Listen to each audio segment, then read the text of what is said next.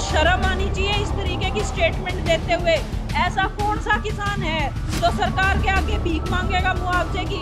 वो अपने आप को न्याय प्रणाली से ऊपर समझने लगा है। ये संदीप सिंह क्या सुरखाब के पैर लेके पैदा हुआ है? महिलाओं के साथ बदतमीजी करेंगे, महिलाओं के साथ दुर्व्यवहार करेंगे, वो दिन दूर नहीं है जब 100 संदीप सिंह पैदा होंगे।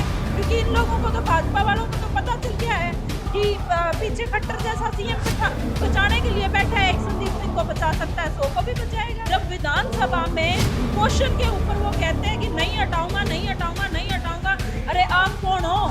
ये हटेगा, हटेगा, हटेगा और आप भी हटोगे। हरियाणा महिलाओं के लिए सबसे ज्यादा सुरक्षित राज्य है।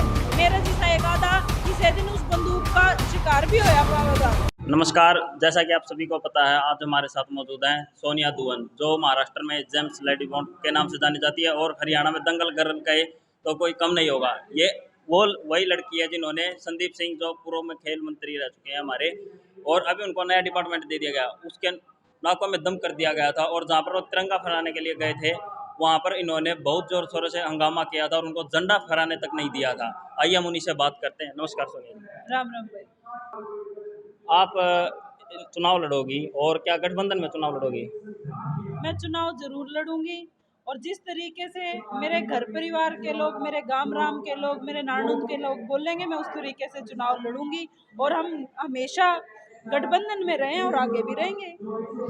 और जैसा कि आपको भी पता है, कुछ दिन पहले मुख्यमंत्री का एक बयान आया था जहाँ पर बच्चे गए थे भाई नौकरी के लिए भी। पुलिस का मामला है, जैसे कुछ बच्चों की ज्वाइनिंग करा दी गई थी, कुछ बच्चों की रोक ली गई थी, तो कुछ बच्चे गए थे मुख्यमंत्री से बातचीत करने के लिए। तो मुख्यमंत्री ने एक बयान दिया था कि जज है, उसके माथे में यहाँ पे कुछ दिक्कत है। उसके बारे में आपका क्या कुछ कहना है? मुझे लगता है मुख्यमंत्री या खट्टर साहब, हम बिल्कुल नाम से बोल रहे हैं तो ज़्यादा बुरी बात नहीं होगी, क्योंकि लोगों को भी पता चलना चाहिए वो कौन सा मुख्यमंत्री है जो ऐसी बातें करता है। वो अपने आप को न्याय प्रणाली से ऊपर समझने लगा है। और जिस प्रदेश का मुखिया अपने आप को, या जिस देश का मुखिया या प्रदेश का मुखिया अपने आप को न्याय प्रणाली से ऊपर समझने लग जाए, तो उस प्रदेश की हालात बहुत बुरे होते हैं। और आज हरियाणा के हालात बड़े दयनीय हैं, वो हम सब देख रहे हैं। यहाँ ना महिलाएं सुरक्षित है, ना नौजवान को नौकरी है, ना किसान को फसल है, ना किसान को मुआवजा। और जैसा कि खेल मंत्री को आपने झंडा नहीं फहराने दिया था और कहीं ना कहीं उससे उनका विभाग तो ले ही लिया था, लेकिन वो मंत्री पद पे बने रहे थे, उसके बारे में आपका क्या कुछ कहना है? मैं एक बात कहना चाहती हूँ, जब इस तरीके की घटनाएं होती हैं, हर तुरंत प्रभाव से मंत्रियों को हटा दिया जाता है, क्योंकि एक फेयर जांच होने के लिए, एक साफ सुथरी जांच करने के लिए मंत्रियों का विभाग लेके उन्हें हटा दिया जाता है, उन्हें बर्खास्त कर दिया जाता है। ये संदीप सिंह क्या सुरखाब के पैर लेके पैदा हुआ है, या इसके कोई और ही अलग दुनिया में से आया है कि इसका आज तक मंत्री पद नहीं लिया गया? इसका मतलब तो ये है कि ये लोग तो ठोक बजा के महिलाओं के साथ बदतमीजी करेंगे, महिलाओं के साथ दुर्व्यवहार करेंगे। और आज एक संदीप सिंह ने किया है, वो दिन दूर नहीं है जब 100 संदीप सिंह पैदा होंगे।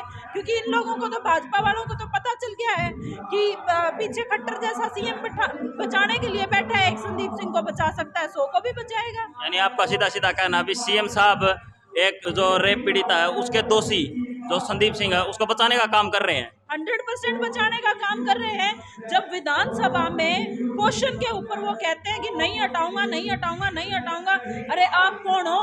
ये हटेगा, हटेगा, हटेगा और आप भी हटोगे। और आज उस रेप पीड़िता महिला का बयान सामने आया भी, उसको कहीं ना कहीं से धमकियां दी जा रही हैं, उसके बारे में आपका क्या कुछ कहना भाई? क्या हरियाणा में महिलाएं सुरक्षित हैं? इसको किस नजरिए से देखते हैं आप? एक रिपोर्ट है सेंट्रल गवर्नमेंट की जो ये बताती है हरियाणा महिलाओं के लिए इस देश में सबसे असुरक्षित राज्य है। ये मैं नहीं कहती, ये वो सरकार कहती है जिसकी स्टेट में भी सरकार है, जिस बीजेपी की स्टेट में भी खट्टर सरकार है और सेंटर में मोदी सरकार है। ये वो सेंटर की सरकार की ये रिपोर्ट कहती है हरियाणा महिलाओं के लिए सबसे ज्यादा सुरक्षित राज्य है। तो मुझे कहने की जरूरत ही नहीं है, हम सुरक्षित होते ना तो उस भाण को, महिला कोच को रोज धमकियां थी, धमकी नहीं, उसका आगे पाछा गाड़ी भी लावे हैं, उसका बंदूक भी लावे हैं, मेरी रोज बात हुए हैं, मारे पर क्या कभी बंदूक लागन लग रही है, गाड़ी लागन लग रही है। तो ये कोई बड़ी बात नहीं है। मेरे जैसा एक आधा किसी दिन उस बंदूक का शिकार भी होया पाएगा। सुरक्षित तो हम कहीं नहीं है आज के दिन इस हरियाणा प्रदेश में। और अभी जैसे किसानों की फसल पककर तैयार हो चुकी है लगभग, कहीं ना कहीं फसलों में नुकसान भी किसानों को उठाना पड़ रहा है। और सीएम साहब जैसे डिप्टी सीएम हमारे दुष्यंत चौटाला जी कह रहे थे भी किसानों को सही टाइम पे मुआवजा दिया जा रहा है। आपको क्या लगता है, कहीं ना कहीं किसान इस सरकार से खुश है या इसकी कार्यप्रणाली से खुश है? जिस प्रदेश का मुखिया खुद सीएम ये बात बोले, खट्टर साहब एक इंटरव्यू में बोलते हैं कि हरियाणा के कुछ किसान 3 फसलें लेते हैं, एक सामनी और एक साडी और एक मुआवजे की, ये बोलते हैं। उनको शर्म आनी चाहिए इस तरीके की स्टेटमेंट देते हुए। ऐसा कौन सा किसान है जो सरकार के आगे भीख मांगेगा मुआवजे की? हम उस दिन सरकार के आगे मांगने जाते हैं जिस दिन हमारा सब कुछ बर्बाद हो जाता है। ये बोलने से पहले उनकी जीभ नहीं दुखी, उनका मन नहीं वो हुआ? वही अनाज जो किसान पैदा करता है, खट्टर साहब के भीतर भी वही जाता है, और हम उस अनाज को पैदा करने वाले लोग हैं। हम नियत के बुरे लोग नहीं हैं, हम वो अनाज खा के खुश रहते हैं। जब वो अनाज खाने लायक नहीं बचता है और हमारे खेतों में खराब हो जाता है, तब हमें दर दर की ठोकरें खानी पड़ती हैं मुआवजे के लिए। और मुआवजे की बात, कहीं पे कोई मुआवजा नहीं आया है। इस हिसार में, इस डिस्ट्रिक्ट में कुल कुछ ही गांव कवर किए गए हैं। ऐसा बहुत बड़े कई गांव हैं जो कवर ही नहीं किए गए हैं, जिसके बारे में जल्दी मैं एक प्रेस कॉन्फ्रेंस करके बताऊंगी।